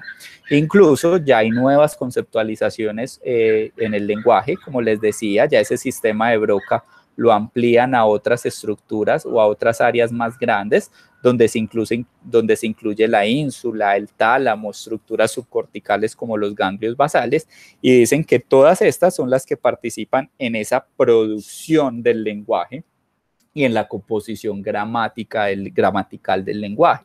Mientras que hay otro sistema, ¿cierto?, que llamamos el sistema léxico-semántico, que está más relacionado con la identificación de esas características básicos o de esos elementos básicos para la estructuración de los procesos lingüísticos, donde tenemos a Wernicke, ¿cierto? El área de Wernicke, que antes era solo el 41 y 42, pero que ya coge elementos relacionados con toda la adquisición del lenguaje y la identificación de los procesos auditivos, hasta el área de Wernicke extendida, que ya se abarca un poco más dentro de todo este lóbulo temporal, y ya nos coge áreas 38, 20, 37, 39 y 40, donde ya está incluido este polo frontal como herramienta de entrada hacia los conceptos y demás, y se plantea... Dime. Los números, sí, la verdad no me lo sé. Tú me vas a dar un material como para entender eso, pues para sentarme a estudiar un poquito. No le pares mucha atención. De hecho, esto es muy del modelo, digamos, localizacionista de las neurociencias. Nosotros somos más de corriente conexionista, pero este modelo localizacionista lo que hizo fue un señor que, de acuerdo a la citoarquitectura del cerebro, él cogió y organizó la información de acuerdo como a áreas y le puso esos números. Entonces los profes viejitos de anatomía lo utilizan mucho. Yo todavía estoy muy sesgado por ellos, por eso no tiendo a hablarlos mucho, pero sí a decirlos, pero lo importante es más fácil que aprendamos a ubicarnos en la anatomía del cerebro. Yo incluso le voy a decir al rural, el rural que tengo ahora en el grupo, a él le fascina la neuroanatomía y ha trabajado mucho en morfología. Le voy a decir es que mejor nos prepare una charlita buena sobre cómo ubicarnos dentro de las diferentes áreas del cerebro, que a él ese tema le apasiona, y que nos explique mejor eso, para que no nos aprendamos números y áreas, sino que aprendamos es la ubicación del cerebro de acuerdo a la funcionalidad de las diferentes estructuras, ¿cierto? Entonces, más fácil lo revisamos. E igual te puedo compartir como una bibliografía donde puedes revisar también, ir como revisando esos diferentes atlas y demás. Esto provee uno, súper. Y entonces decíamos que este modelo dual, esta es como una de las últimas concepciones. Yamile, que es, pues fue estudiante de doctorado, es una neuropsicóloga muy buena y ahora hizo su doctorado en toda la parte de Parkinson y lenguaje y potenciales evocados. Ella es experta en estos temas. Si quisiéramos profundizar en lenguaje, la invitamos que ella nos hable un poquito de esto, pero básicamente lo que ya se trabaja es lo que llamamos el modelo dual. El modelo dual lo que dice es, venga, tenemos que mirar el lenguaje ya como una interrelación de procesos en donde diferentes áreas participan activamente en diferentes fases de cada uno de los procesos. Entonces vamos a tener vías, por ejemplo, esto que llamamos vía dorsal, dentro de estas áreas más relacionadas con lo que es la producción, pero la producción entendida desde todo lo que son las redes articulatorias para la estructuración de la producción, ¿cierto? Como otras estructuras que se encargan de hacer como esa interfase entre todos los procesos sensoriomotores, es decir, desde que yo trato de generar, emitir o articular los procesos que necesito para emitir la palabra hasta enviar eso a la vía que ejecuta. Si miramos esto, la interfaz, digamos que como en los procesos de ingeniería, esta es como la que hace la interfaz entre el software y el hardware, ¿cierto? ¿Cómo traduzco yo estas señales para que yo la planee y la estructuro a través de un mecanismo y esto me lo puede interpretar y eso se vea reflejado en una articulación, en una contracción y relajación de músculos para poder emitir las palabras o generar el sonido, ¿cierto? Y tenemos otros componentes más relacionados con esa relación entre sonido y significado, ¿cierto? Yo cómo tomo la entrada de la información sensorial, esas ondas vibratorias, cómo las puedo yo traducir ese sonido en un significado como tal. Entonces ahí ya tenemos diferentes procesos donde va la identificación de las características fonológicas, los fonemas, identificación como tal, y toda la estructuración de llegar al concepto y darle un significado a ese concepto de acuerdo a esas características asociadas. Y además yo tengo que interrelacionar estos dos sistemas para poder saber que lo que yo estoy identificando, cómo lo voy estructurando y cómo le voy dando un sentido y otras propiedades, ¿cierto?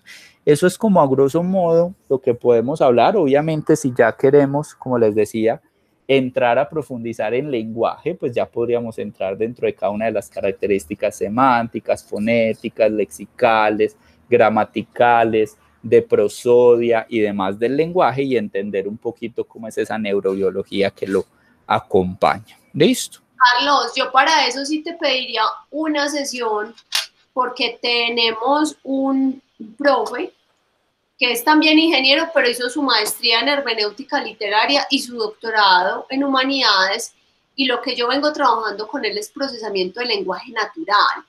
Entonces, él ya está relacionado con el área, pues inclusive por familiaridad, pero si le podemos dedicar una sesión a eso, sería interesante porque me gustaría mucho como estudiar muy bien la generación del lenguaje como proceso, pero también entonces la comprensión una vez el lenguaje está fuera del cerebro, por los casos que mencionaste, porque también conozco uno de esos casos en los que hay una comprensión completa, pero la manera en la que se genera el lenguaje está dañado, ese proceso está dañado. Entonces me interesa empezar a encontrar soluciones para poder establecer la relación entre la comprensión y desarrollar eventualmente un elemento, implemento, artefacto, lo que sea, que trate de suplir el daño en esa función, en ese proceso. Listo, sí, lo podemos traer y yo incluso voy a preguntarle a Yami a ver si nos apoya también, porque pues ese es el tema de dominio de Yami. Yo sé que nos puede aportar mucho y lo programamos para esa sesión, para que ella pueda estar y complementarnos. Bueno, vamos a llegar al último, ya este es el último proceso, ¿cierto? Digamos que toda la parte de respuesta motora como tal puede ser considerado un proceso cognitivo, no lo voy a abordar para que nos centremos netamente en lo que es procesamiento, porque ese puede estar más relacionado con la respuesta, pero también se podría mirar más adelante. Pero el último proceso es el de la función ejecutiva. Esta función ejecutiva para mí es el proceso reina, ¿cierto? Es el top, digamos, de los procesos cognitivos porque tiene una función muy importante y no solo es el que genera como tal las respuestas comportamentales basado en lo que los otros procesos le dicen, sino porque además es el que ejerce un gran fenómeno de regulación y de control de todas las otras características y todos los otros procesos, ¿cierto? Es la función ejecutiva, es la unidad ejecutiva, es como esa unidad de regulación, de control. Este es el gerente del sistema nervioso y el que regula y controla todo. ¿En dónde está basado anatómicamente la corteza o la función ejecutiva? Depende mucho de lo que llamamos la corteza prefrontal. La corteza prefrontal, perdón aquí, la corteza prefrontal es esta estructura ubicada a nivel del lóbulo frontal. Esto es casi que lo que nos da contra la frente. Listo, y la corteza prefrontal, pues digamos que son muchos los autores y pues dentro de toda esta teoría evolucionista es la que dice que es el que tiene como el sustento o la base de los diferentes procesos ejecutivos como tal y cognitivos, ¿cierto? Y es como lo que nos separa, donde podríamos decir que es la base de la razón, lo dicen muchos, o esa inteligencia humana, pero eso es muy discutido, ¿cierto? No lo vamos a trabajar aquí. Aquí nos centramos como procesos cognitivos y como procesos cognitivos hablamos de la unidad de control, de regulación y de verificación de los diferentes procesos. La corteza prefrontal, digamos que a nivel de citoarquitectura ha estado estudiada y evaluada y se sabe hoy en día que hay diferentes circuitos que llamamos frontosubcorticales, es decir, estructuras de la corteza prefrontal se comunican con unas estructuras subcorticales y en la interacción de eso generan un circuito y esos circuitos tienen asociados diferentes procesos cognitivos dependiendo del circuito. ¿Cómo se clasifican estos circuitos? Depende mucho de la porción de la corteza prefrontal donde estén ubicadas estas conexiones. La podemos clasificar en una corteza prefrontal, que es esta primera que tenemos acá, que se llama dorsolateral. La corteza prefrontal dorsolateral es la que está ubicada en pues la región frontal, en la cara externa de los hemisferios frontales, es este pedacito de acá. Digamos que si ya yo no miro la parte externa, sino que miro a nivel de la línea media, si yo parto el cerebro a la mitad y miro esas dos caras desde la parte interna, que es lo que llamamos la cara medial, tendríamos otra parte de la región prefrontal, que es la corteza prefrontal ventromedial, que es esta que tenemos acá, y abajito de la ventromedial y abajito de la dorsolateral, como por la parte inferior del lóbulo frontal del cerebro, tenemos la que llamamos la orbitofrontal, la corteza prefrontal orbitofrontal. Y tenemos una estructura que es muy importante a nivel de procesos cognitivos. Digamos que cada vez va cobrando más relevancia y más importancia en el estudio de los procesos cognitivos. Hay dos, una que es el cíngulo, la corteza del cíngulo, específicamente la porción anterior de la corteza del cíngulo, y otra también que cada vez yo la llamo la chismosa del cerebro, que es la ínsula. La ínsula es la que integra toda la información y con el cíngulo nos da el contexto, pero la ínsula es la que está pendiente de todo lo que pasa a nivel propioceptivo, a nivel exteroceptivo. Ella está ahí, es como esa vecina que todos teníamos en el barrio que siempre estaba en el balcón pendiente de lo que pasaba. Esa es la ínsula como tal. Y la corteza anterior del cíngulo es como esa que integra y es el que está dando el contexto constantemente, ¿cierto? Es esa que al cerebro le dice, hey, pilas, que estamos bajo esta situación. O sea, hey, este es el contexto, esto es lo que está pasando. A partir de ahí, analice, ¿cierto? Como parte de las características. Entonces, digamos que estos circuitos frontosubcorticales, inicialmente se conocían los circuitos frontosubcorticales relacionados con las funciones motoras, Es decir, se sabía que el área motora, que está también en la región frontal, antecito de la corteza prefrontal, aquí, el área motora se comunicaba con unas estructuras subcorticales, principalmente lo que llamamos ganglios basales, locus cerúleo, el globus pálido, el putamen, listo, estas diferentes estructuras subcorticales y se encargaban de todo lo que era la respuesta motora, es decir, cómo yo camino, cómo me muevo y demás. Y había otro también muy relacionado con un proceso motor, que era también esta estructura, ¿se acuerdan el que vimos en atención del campo frontal visual? Este que era el que hacía el movimiento sacádico. También hay un circuito específico solo para esos movimientos sacádicos. Pero a medida que avanzaron las técnicas de neuroimagen fisiológicas y exploratorias, se dieron cuenta que otras regiones de esa corteza prefrontal, esto que estaba adelante, se comunicaban con esos ganglios basales, con diferentes estructuras del caudado, globus pálido, el tálamo, núcleo dentado y demás, y generaban circuitos que tenían funciones también específicas hacia ciertos procesos cognitivos, ya no motores, sino hacia ciertos procesos cognitivos. Y entonces crearon lo que llamamos los circuitos fronto-subcorticales cognitivos, que ya van aumentando cada vez más, pero los tres principales son estos tres. Uno que llamamos dorsolateral, porque involucra las estructuras de la corteza prefrontal dorsolateral. Otro que llamamos del cíngulo anterior, porque involucra parte del cíngulo anterior. Algunos meten la corteza orbitofrontal como en este esquema, ¿cierto? Y lo llaman el gran circuito límbico, pero ya otros autores lo separan y dicen uno es el del cíngulo anterior y otro es el de la corteza orbitofrontal como tal. Y estos circuitos prefrontales subcorticales, cada uno de estos, digamos que participa en diferentes procesos de regulación. ¿Cuáles son estos procesos de regulación? La corteza prefrontal dorsolateral y el circuito como tal dorsolateral participa en los procesos y fenómenos relacionados con la regulación de los comportamientos. ¿Cómo así que regulación de los comportamientos? Sí, este es el ejecutivo, este es el que planea, este es el que nos dice, vea, listo, mis metas, ¿cuáles son? ¿Cierto? Este está en una orientación de objetivos hacia las metas. Este es el que se encarga de decir, si yo tengo que ir al trabajo mañana a las 7 de la mañana y mañana es viernes, y los viernes generalmente hay más tráfico, pues yo me tengo que levantar 10 minutos antes. Yo identifico el objetivo, mi meta, y soy capaz de planear las acciones para cumplir mis metas, ¿cierto? Este es el que además constantemente está evaluando. Yo salí, no me prendí el carro, tengo una reunión, ¿qué hago? Bueno, cojo un taxi porque el taxi probabble me va a llegar, entonces llámelo ya, saque la aplicación, pida el taxi. Me estructura todo el proceso, es ese componente ejecutivo que me ayuda con la planeación de las tareas y el cumplimiento de las mismas. El circuito prefrontal, orbitofrontal, es el que me ayuda con todo lo que tiene que ver con la regulación emocional.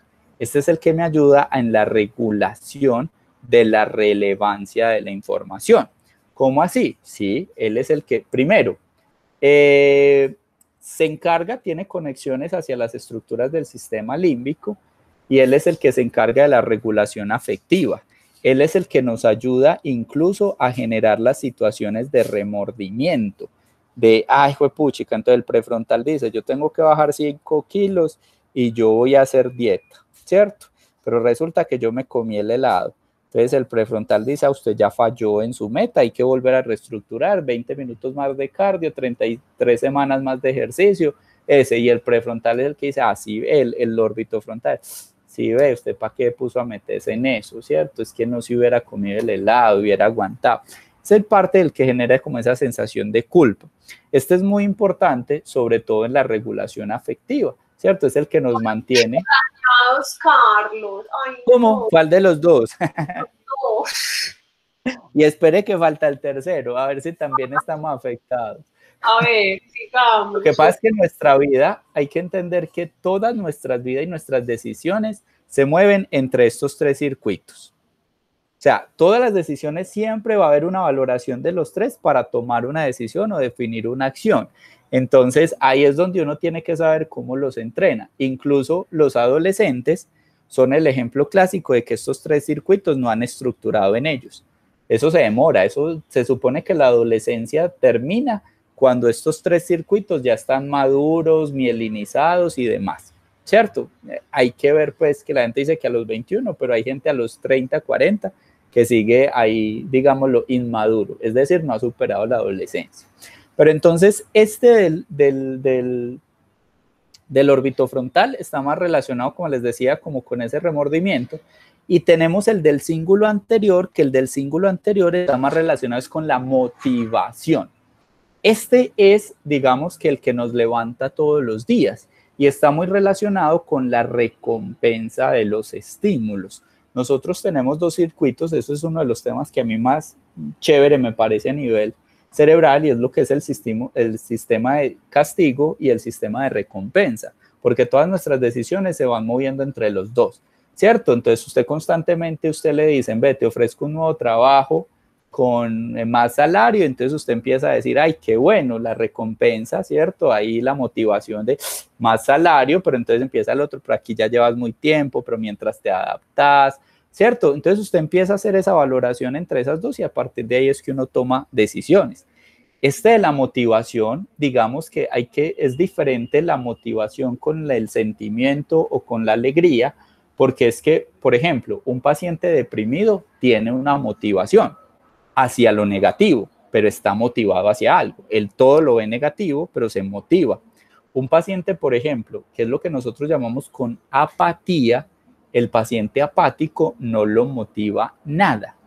Entonces, estos pacientes, incluso cuando hacen esos síndromes, llegan a algo que se llama el mutismo aquinético, y es que ni siquiera tienen motivación para moverse. Entonces quedan postrados en cama y ni siquiera se mueven, porque no hay ni siquiera motivación para generar o para emitir los movimientos. Y eso está más relacionado con este circuito.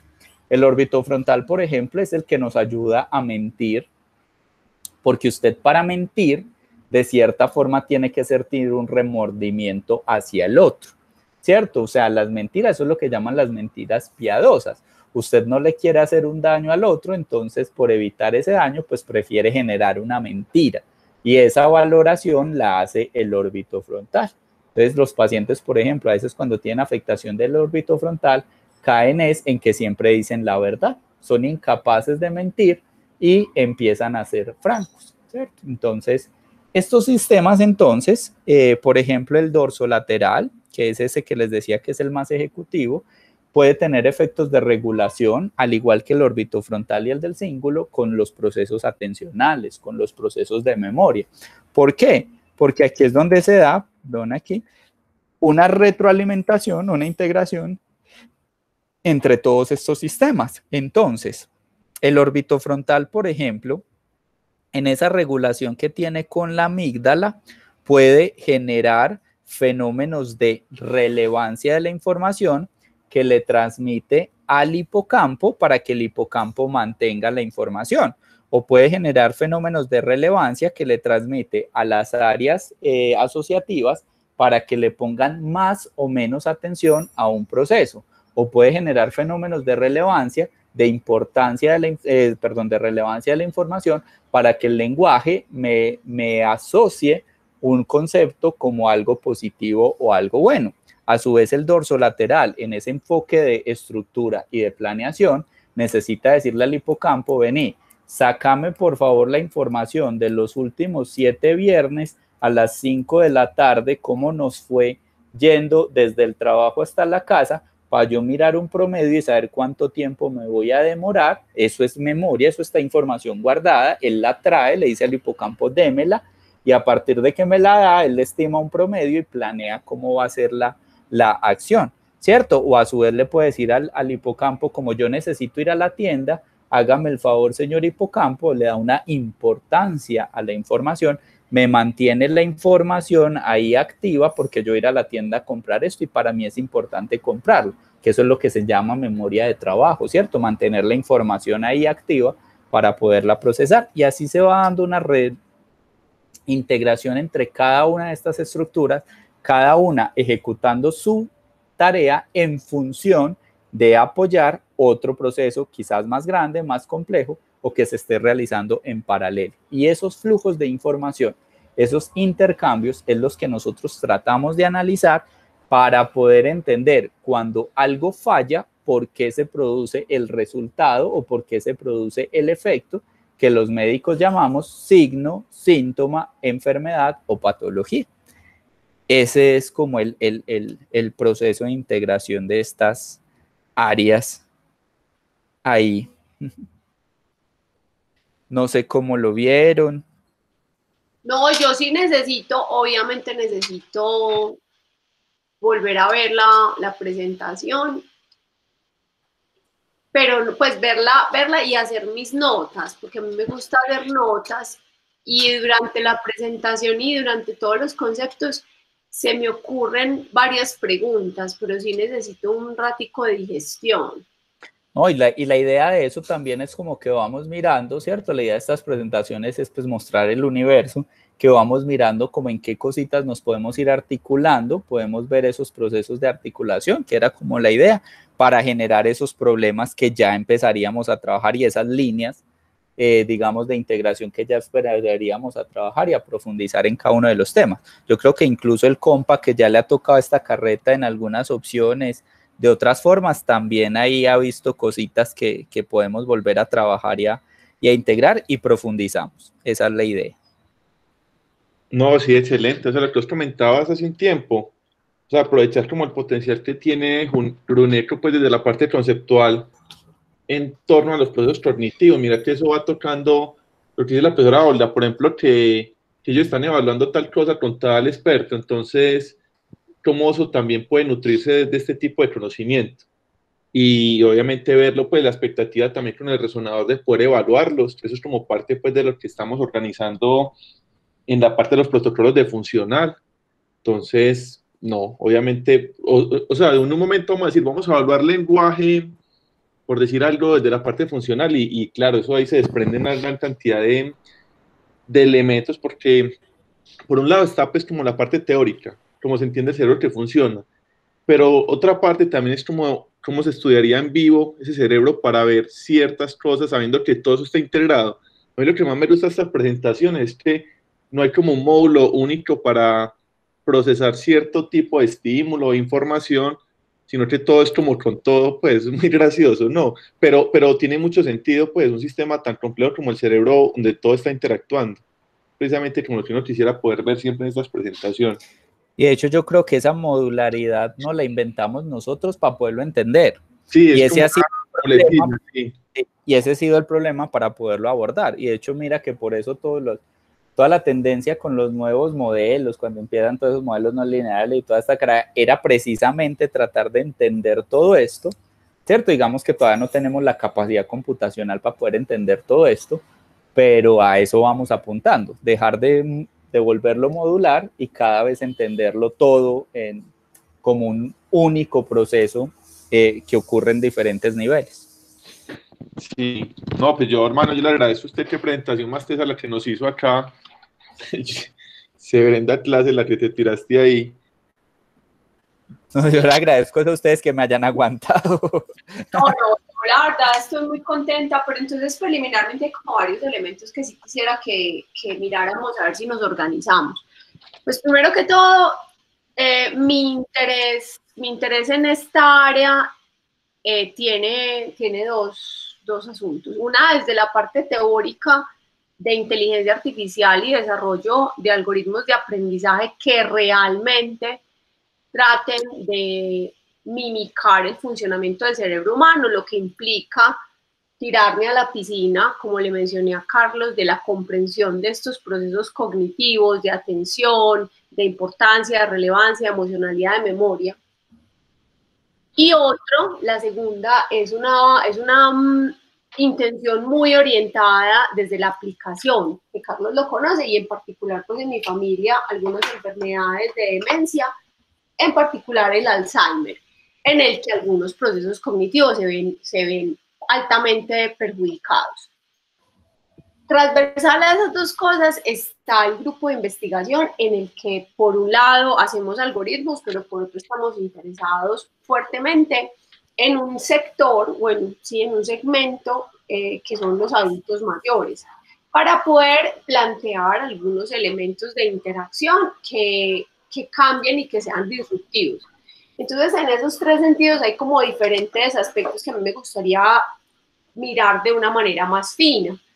Uno a uno los procesos cognitivos y cuáles son, además pues de esto, las redes dentro del cerebro que ya, de las cuales hay evidencia, eso sería por un lado, y luego cómo esos procesos cognitivos se mapean sobre las particulares enfermedades de interés, que en este caso con Carlos también hemos hablado que sería Alzheimer, y más porque podemos cruzar con marcadores genéticos, pues eso es otro cuento. Entonces, el contexto en general pasa es cómo nosotros responder preguntas de investigación, como bueno, cómo podemos comprender los procesos cognitivos de manera tal que nos permitan hacer nuevos algoritmos que permitan que complementemos tareas cognitivas que estén fallando o que facilitemos que las personas que tengan algunas, como esa del lenguaje que mencioné, que está fallando, entonces desarrollar un artefacto que nos permita complementarla para poderlo dejar hablar. Y esto no tiene nada que ver con Alzheimer, pero tiene que ver con enfermedades que se originan con accidentes cerebrovasculares. Y ese del lenguaje me parece muy especial porque tuve una paciente muy cercana que desarrolló ese problema. ¿Cómo es que se llama? Empieza por B, Carlos. Ese B del lenguaje. Pero ¿qué le pasaba? Yo te digo. Hola, Lala. Y todo lo que hablaba era hola, Lala. Tú le pusiste un nombre que empieza por B. Esa área del cerebro. Pero esa es la de Broca, no, esa es la de Broca. Sí, tiene una alteración de Broca, que es una alteración en la producción del lenguaje. La producción del lenguaje, entonces y yo moría por desarrollar una manera en la que su proceso de comprensión de todo el fenómeno se mitigara o digamos que se articulara con mi algoritmo para que entonces fuera mi algoritmo que hablara por ella. Y todo lo que era hola, Lala, y estaba tan dañada su área del cerebro que era todo hola, Lala, pero yo estaba 100% segura que ella comprendía absolutamente lo que estaba sucediendo. Y para eso he venido trabajando, desarrollando algoritmos que nos permitan medios alternativos para establecer comunicación desde lo emocional, desde lo... Sí, desde lo... Entonces, digamos que es una cantidad de elementos sobre la mesa, pero yo pienso que la génesis está en la comprensión de uno por uno los procesos cognitivos. Segundo, el establecimiento de las redes y los mapas cerebrales asociados con esos procesos cognitivos que nos permitan diagnosticar las fortalezas que nosotros tenemos en el desarrollo de artefactos que permitan dar soluciones de terapia, o B, para nosotros es muy rico comprender cómo funciona el cerebro para poder mejorar, como habíamos dicho John Freddy y yo durante la conversación, mejorar nuestros desarrollos algorítmicos, porque es que si comprendemos cómo la función de memoria, la de corto plazo, la de largo plazo, cómo se refuerza el aprendizaje vía entrenamiento, pues nosotros eso lo podemos transformar, o al menos que es el área en la que yo me muevo, transformar en una nueva y mejor forma de plantear un algoritmo. Entonces, pues yo veo, Carlos, que es muy rica la interacción y me parece que esencialmente podemos abordarlo de esa manera. Yo voy a invitar, si me lo permiten, a dos personas. A Carlos Andrés Salazar, que trabaja con nosotros, como les mencioné, en el procesamiento del lenguaje natural, que es una de las áreas que me interesa muchísimo. Y a, bueno, Cristian, que ustedes saben pues que es natural para nosotros, y Eduardo Gerlain, que está trabajando conmigo en iniciativas relacionadas, o estamos trabajando juntos como en iniciativas de embeber sistemas inteligentes, pero más que como ingenieros a nivel conceptual, estamos trabajando sobre el desarrollo de esos complementos a la interacción para estos pacientes que tienen algún tipo de enfermedades que afectan sus procesos cognitivos. Asumo que es demasiada información, pero pues básicamente lo quería poner sobre la mesa para que definamos un derrotero de trabajo. Sí, incluso parte de los trabajos que estamos tratando de hacer con algunos de los estudiantes de maestría va muy encaminado a eso que tú dices. O sea, nosotros tenemos que tratar de cómo entendemos el modelo fisiológico del cerebro de forma tal que esos elementos los puedan tener ustedes a la hora de pensar cómo es ese procesamiento para poder modelar y poder ver las diferentes respuestas, ya sea en entender las señales o en cómo vamos a generar para procesos de intervención específicas para estas características. Entonces yo creo que sí son como esos puntos de encuentro que vamos a poder ir trabajando. Y lo que habíamos dicho, lo ideal es como que en la medida que vamos viendo que algunas de las personas de los equipos se puedan integrar como a estos procesos, que los podamos estar invitando. Yo creo que eso nos va a enriquecer y a nutrir muchísimo cada uno de las discusiones. Nosotros habíamos dicho, creo que dentro de 8 días, la idea era, dentro de 15, perdón, la idea era que presentara Freddy un poco la aproximación desde ingeniería en una parte y que la otra parte también presentaran desde EAFIT. No sé cómo quieren que sigamos. No hay problema, yo imaginaría que Freddy tiene una aproximación de los mapas desde lo funcional, nosotros tenemos otra desde lo fisiológico, pues porque quisiera yo tener acceso a un resonador y ver cuáles son esos elementos conceptuales que hemos venido trabajando y los desarrollos que tenemos. Pues yo no tengo ningún problema en que lo hagamos así. Listo, compa, entonces no sé si estás de acuerdo. Tenés el micrófono silenciado, que yo te lo silencié ahorita, qué pena.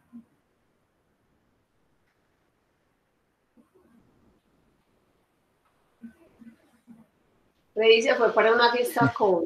Sí, yo creo que él está ya en mera rumba.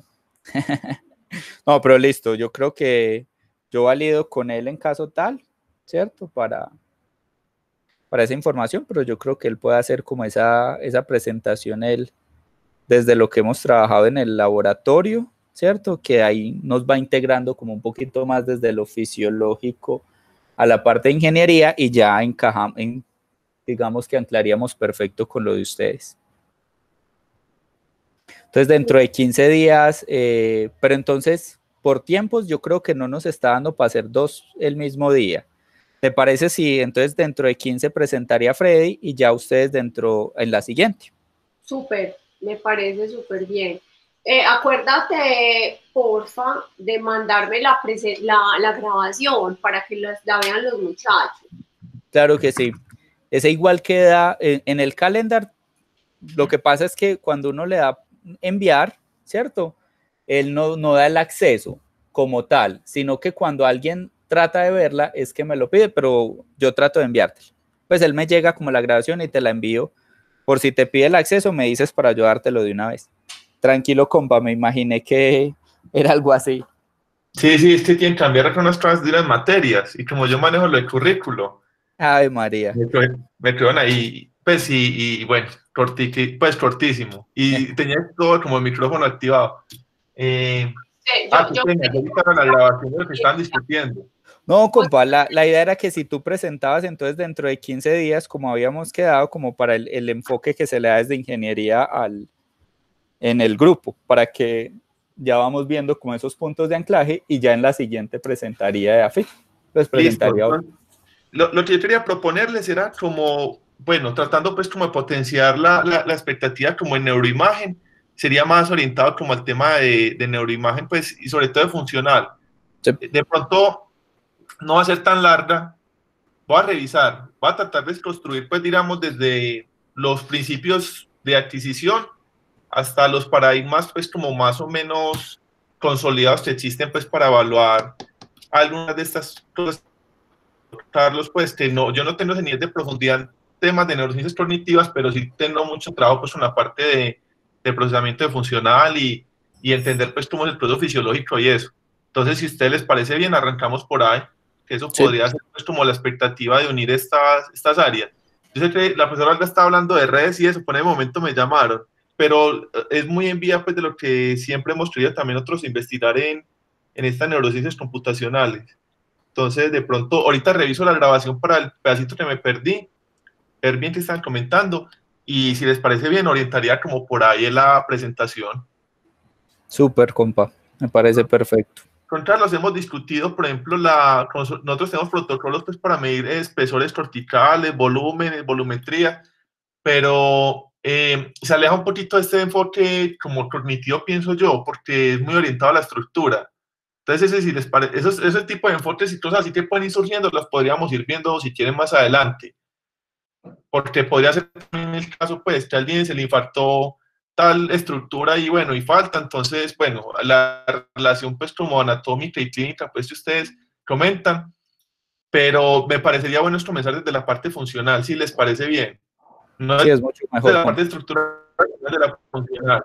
es mucho mejor enfocarlo desde ahí y ya después miramos cosas estructurales puntuales que podamos necesitar, pero sí es mejor desde lo funcional. Exacto, exacto. Entonces, sí, no sé, la profesora Alda, ¿qué le parece? Yo, qué pena, me disculpa que justo cuando estaba hablando me llamaron. No hay problema, démosle así entonces. No, Freddy, te preguntaba Yo que si ahorita vos reviso. estás en ingeniería. Perdón, ¿si yo qué? ¿Vos estás en ingeniería? Sí, en la Facultad de Ingeniería, sí. ¿En qué departamento? En bioingeniería. Listo, perfecto. Gracias. Él porque no me lo he podido robar Sí. para medicina, pero ahí vamos. Él ya sabe. No, No, igual ahí vamos como uniendo esos dos polos, pues. Sí, esa es la idea. Bueno, yo creo, voy a dejar ya de grabar. Muchas gracias entonces.